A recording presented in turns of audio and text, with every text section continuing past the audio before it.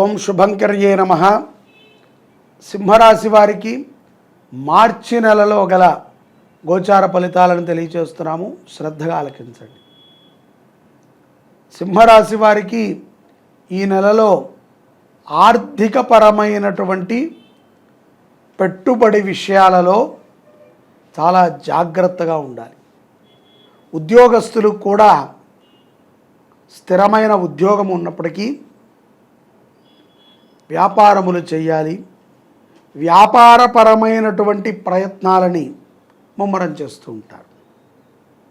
స్త్రీలు చిన్న చిన్న వ్యాపారాలపై మక్కువ చూపుతూ ఉంటారు.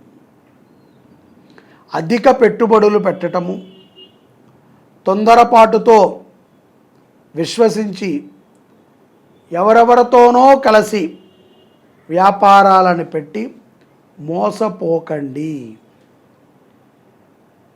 ముఖ్యంగా ధర్మబద్ధమైనటువంటి వ్యాపారాలు కొనసాగాలి అంటే మీ దగ్గర ఏమాత్రము స్తోమత ఉన్నా మీరే వ్యాపారము చేయాలి తప్ప కలవిడిగా పెట్టుబడులని పెట్టుకుని వ్యాపారాన్ని ఈ మాసంలో ప్రారంభించినట్లయితే మీరు ఆ వ్యాపారములో నష్టపోవటము తథ్యం. నష్టము ఒకటే కాదు, అవమానము కూడా పడాల్సి వస్తుంది. దానితో పాటుగా నీలాప నిందలని కూడా పొందుతారు. ఆ నీలాప నిందలు చాలా కష్టముగా ఉంటాయి. ఏమి చేసినా చేయకపోయినా, ఏది జరిగినా జరగకపోయినా ఏదో తప్పు మీరు చేశారని, ఎక్కడో మీ నుంచి నష్టము కలిగిందని మిమ్మల్ని ఇబ్బంది పెడుతూ ఉంటారు. కాబట్టి ఉద్యోగస్తులు, వ్యాపారవేత్తలు తొందరపాటుతో మీరు పెట్టుబడి పెట్టి ఇతరులతో కలిసి వ్యాపారాన్ని చెయ్యకండి. స్త్రీలు తమ స్తోమతకి తగ్గట్టుగా తామే అన్నీ అయి వ్యాపారాన్ని చేయండి. ఇతరులతో కలిసి చేస్తే అనవసరంగా మీరు అభాస పాలవుతారు. చేతులు కాలిన తర్వాత మీరు ఏ ప్రయోజనం ఉండదు.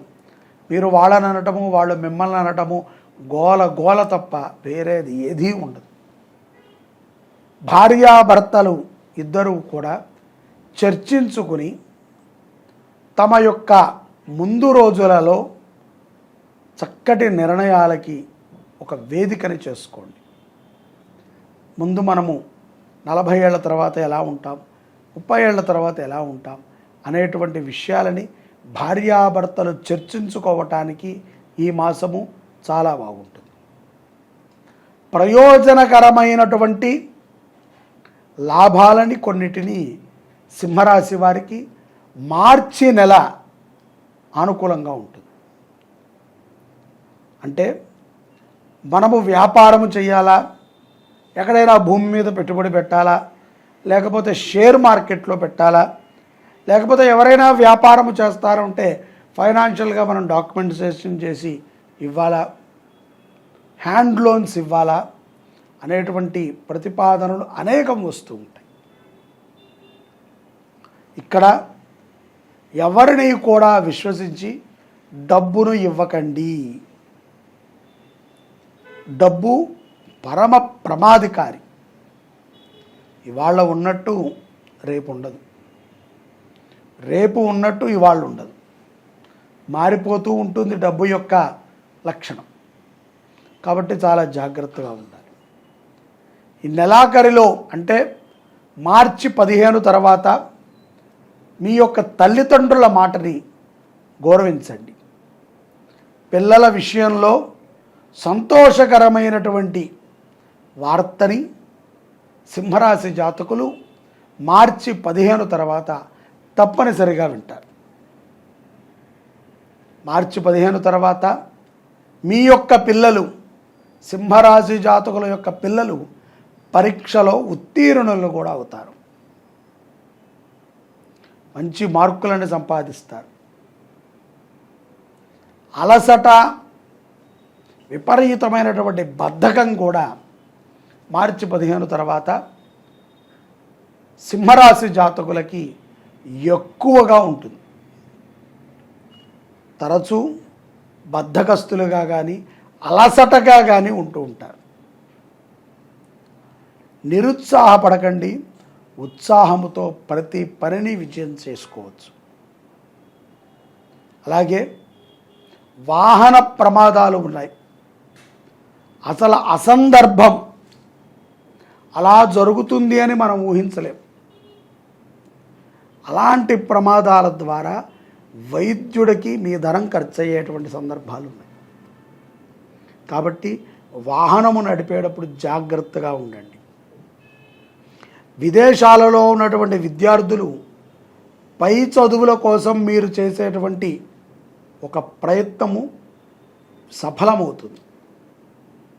తద్వారా ఎంతో ఆనందంగా ఉంటారు.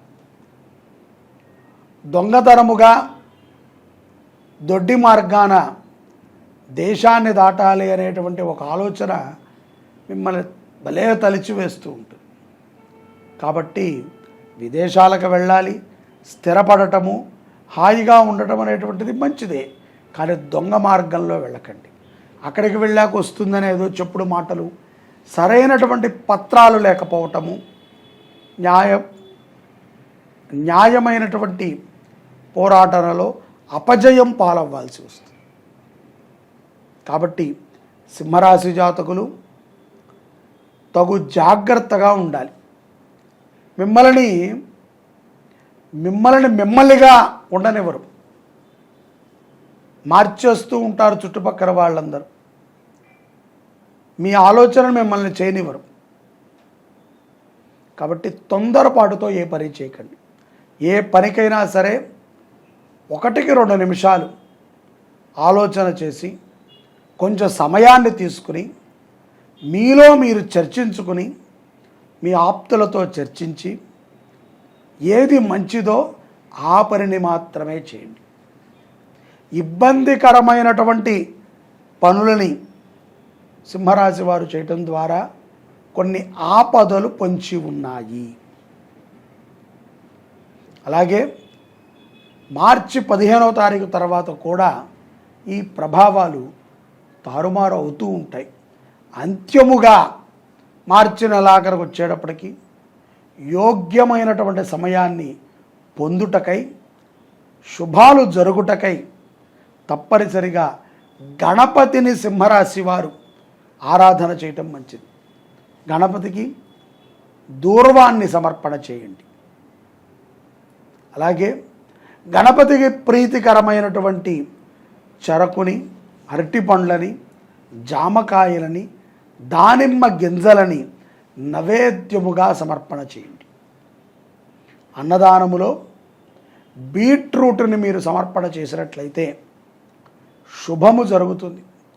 బీట్రూట్ని మన పేరుతో కూరగా చేసి పెట్టినా, లేకపోతే అలాగే ఈ యొక్క ఫ్రూట్స్ అన్నిటినీ కూడా మిక్స్ చేసి చక్కగా ఒక స్వీట్ లాగా చేసో, లేకపోతే ఫ్రూట్ సలాడ్ లాగానో చేసో దానిని గణపతికి నైవేద్యం పెట్టి 10 మందికి పంచిపెట్టండి. తద్వారా మంగళప్రదమైనటువంటి అనుగ్రహాన్ని తప్పనిసరిగా ఈ యొక్క సింహరాశి జాతకులు మార్చి మాసములో పొందటం తథ్యం. ఓం శుభంకర్యే నమః. గౌరం కుంకుమ పంకిలం సుతిలకం వ్యాపాండుగండస్థలం భ్రూవిక్షేపకటాక్ష వీక్షణలసత్ సంసక్త కర్ణోత్పలం స్నిగ్ధం బింబపలాదరం ప్రహసితం నీలాలకాలం కృతం వందే పూర్ణ శశాంకమండల నిపం వక్త్రం హరస్యోత్తరం. ఓం నమ శివాయ.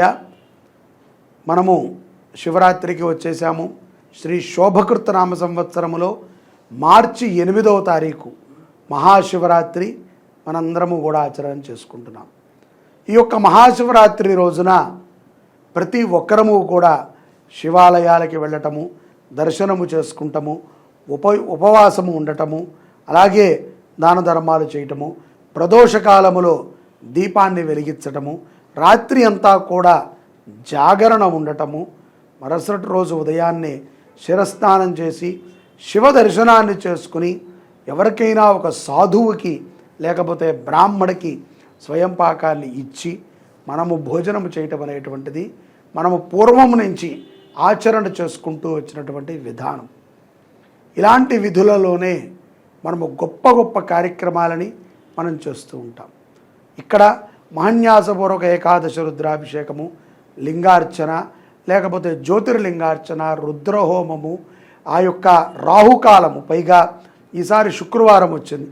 శుక్రవారం అమ్మవారికి చాలా ప్రీతికరం. అమ్మవారే శివుడు, శివుడే అమ్మవారు. ఈ ఇద్దరూ కూడా ఏకకాలములో మనం అర్చించుకునేటువంటి సమయం రాహుకాలం. రాహుకాలం మనకి. ఈ రాహుకాలములో మనము మహామృత్యుంజయ పాశుపతముతో మన దేవాలయంలో మృత్యుంజయ పాశుపత రుద్రాభిషేకం, అలాగే లింగోద్భవ కాలములో అఘోర పాశుపతముతో భస్మాభిషేకం. ఈ కార్యక్రమాలని మన శుభంకరి పీఠంలో మనం ఆచరణ చేసుకుంటున్నాం. వీటిలో మనం పాల్గొనటం ద్వారా మనకెంతో శుభం జరుగుతుంది. రాహుకాలములో అమ్మవారికి ఆరాధన చేస్తే అమ్మవారు ఎంత ఆనందిస్తారో అంతకంటే ఎక్కువ ఆనందాన్ని అమ్మవారు తన యొక్క భర్త అయినటువంటి ఈశ్వరుడి ఆరాధన జరిగితే ఆనందపడతారు అనటములో ఎటువంటి సందేహము లేదు. కాబట్టి మనము తప్పనిసరిగా ఈ యొక్క క్రతువులో పాల్గొనడానికి కింద కనిపించేటువంటి నెంబర్లకి మీరు సంప్రదించి పాల్గొనవచ్చు. ఇది శివరాత్రి, అందున మనకి శుక్రవారంతో కూడుకున్నటువంటి శివరాత్రి మరుసటి రోజున శనివారము అమావాస్య, చాలా పర్వదినము. శని అమావాస్య, శని దోషాలు కూడా తొలుగుతాయి. ఆ యొక్క ప్రదోషకాలం అంటే ఆ యొక్క శని ప్రదోష వేళ అంటారు. ఉదయం పూట శని దర్శనము చేసిన, ప్రదోషకాలం వరకు ఉపవాసం ఉండి ప్రదోషాభిషేకం చేసిన ఎంత ఫలితమో.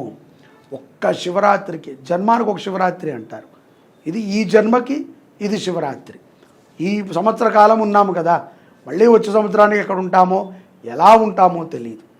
ఈ సంవత్సర కాలములో మనము సంవత్సర కాలము శివారాధన చేసిన పుణ్యం కావాలి అనుకుంటే తప్పనిసరిగా ప్రతి ఒక్కరూ కూడా ఈశ్వరారాధనలో పాల్గొనటం మంచిది. ఓం శుభంకర్యే నమః. ఓం నమః శివాయ.